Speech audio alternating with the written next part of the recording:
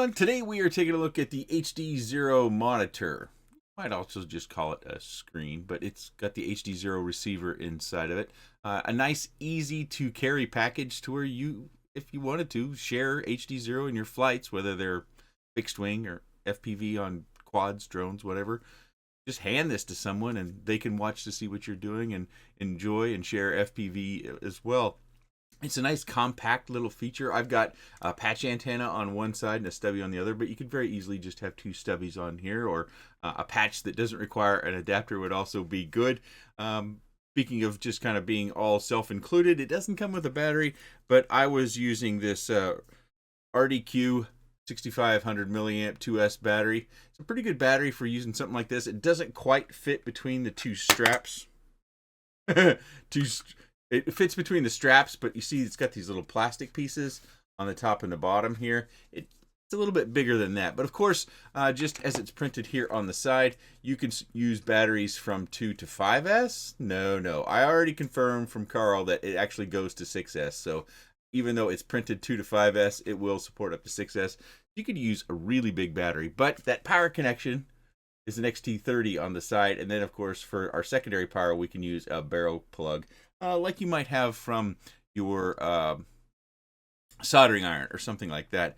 One of the other features that they talk about is the manual switch, and it's instant on. Now, I wouldn't quite call it instant, but it's pretty dadgum fast. You certainly don't have to wait around or anything of that nature. The audio video in port right over here. Unfortunately, I seem to have misplaced the SkyZone ground station that I used to do fast testing. I know it's around here somewhere. I didn't give it away. Also, I have a BDI adapter that you put on the old V1 DJI goggles. Can't find that either. So, unfortunately, I didn't test analog with this particular one, but I did test the HDMI, which it does have a port right over here. I got a very good question from Boosted, and he asked if it distorted it. I didn't see any distortion when I plugged it into the TV monitor, the big one down here. Also tested it against our kitchen TV that's much, much smaller. It's a real cheap one. It was like $65. It's one of those Amazon Fire TVs. Without doing any sort of scaling or changing of the TV settings, I did notice like the top line or two and the bottom two lines didn't quite have in the picture on the TV. Of course, on the monitor, you could see everything.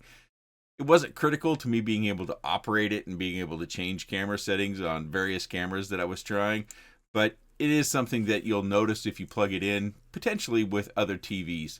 You may find with maybe higher grade, higher quality TVs that it doesn't suffer from that, because we tend to buy, or I'm a cheapskate, so I tend to buy inexpensive TVs when it comes to purchases of that nature.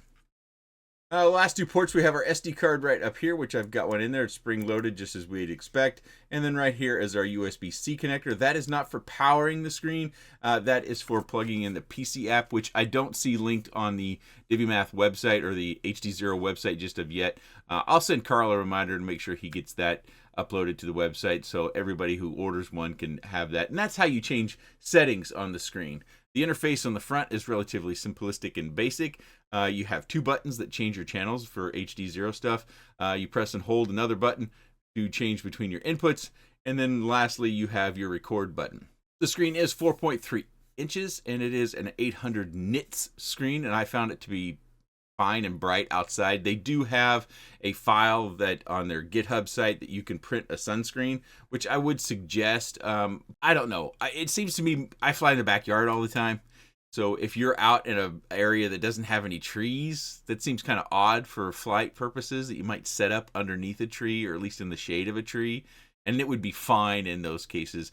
Maybe even sit inside your car. I'm not certain you would want to fly from this, basically because of the size. I think it'd be pretty neat or interesting if you're making videos and you mount this down to your radio, because it does have the 1/4-inch screw here on the bottom. I connected it to a typical tripod for my use. You may have already seen it in some of the video snippets that I've recorded previously. So you have that mounting option that you can put it right down on top of your radio possibly. And then when you're doing like a chest camera or something like that, you wouldn't have to integrate the DVR footage directly into it. It can come through the screen. Another tip about the screen that came through the HDZero Discord that came from Ian over at Mads Tech. By the way, he's done a very lengthy review video. I haven't worked my way all the way through it. And he's really good at the technical aspects of breaking things down and understanding all the little bits and bobs inside that make our electronics work. I'll link his video down in the video description if you want to deep dive into this. I go more from a standard of use case. Also, Ryan Quillett, who does a lot of HDZero testing, he did a follow-up video to cover some of the questions that may not have been answered initially. I'll link that down in the video description as well as the product page. But Mads noticed that the screen was relatively soft. So if you're hard on the screen, say you bonk it with a tool or something like that, that it can possibly get damaged. It does come with a screen protector, so get that on there right away. Use a microfiber cloth. I've got a green one over here that I use. Bought these from Harbor Freight. Wipe it clean and put the screen protector right on it. I was able to, with a credit card, work out the air bubbles that I had trapped underneath, because it doesn't come with a spudger or anything like that to work the air bubbles out from underneath it. So with the relatively large battery attached, I went ahead and put the antenna on. You can see it's a pretty compact little feature of being able to just strap the battery to the back. They also have a CAD file where you can print a cover for the back. You can kind of see the screws. There's one right here, and then there's another one right down over here that there's a cover that you can print to put your kind of a holster for your battery. But once you get your battery connected, it's just kind of a single-handed sort of operation. You know, you hand this to someone else or you have it mounted to something, and you enjoy the use of a flat screen. Now, I've covered all the actual inputs that we use, but some things that can be confusing. There are holes on each side, just like this up here. Those are for airflow, as you can probably see from this little ventilation right up here. Let me turn it this way so the light doesn't blind it.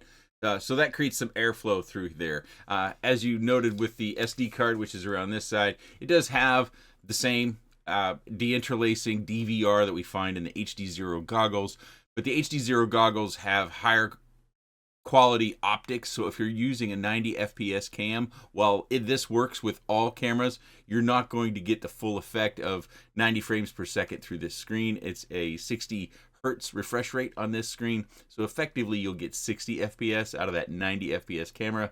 I believe the only way to get the full impact of the 90 FPS camera, the very specialized camera that HDZero uses, I think it's mainly used for racers, but you can get extra smooth footage that way if you prefer, is to have the HDZero goggles, which are far more expensive than just the monitor itself. So I don't think it's outside of our normal thinking that something that's $175 would have all the capacity and feature set that we could get from our much more expensive HDZero goggles. But for me, yeah, it works really well. It's probably something that I think would be very handy, especially for those of you that fly in groups, or if you have family that you take out and go flying. If you plug into a TV so your family can enjoy flying micros around inside your home, this is one way that you can be untethered from your HDZero goggles using that HDI output. Of course, I didn't test the analog input, so hopefully my counterparts were able to test that, as well as anything else that you might not find answers for in this video. Again, Ian's over at Mads Techs. I'll put his video down below. It's a very detailed, I think it was 28 minutes, kind of a man of my own heart with longer videos, as well as Ryan Quillett's video that I think was a follow-up to the launch, and a lot of questions that were coming through the Discord server, as well as if you have more questions that you might have answered, that you might need answers from that aren't answered in any videos that you find online, I would highly encourage you to get on the HDZero Discord and ask some of the highly technical people over there, as well as the developers themselves. If you do have any comments, questions, or otherwise about the HDZero monitor screen, please let me know in the comments section below. I appreciate your time. Thanks for watching.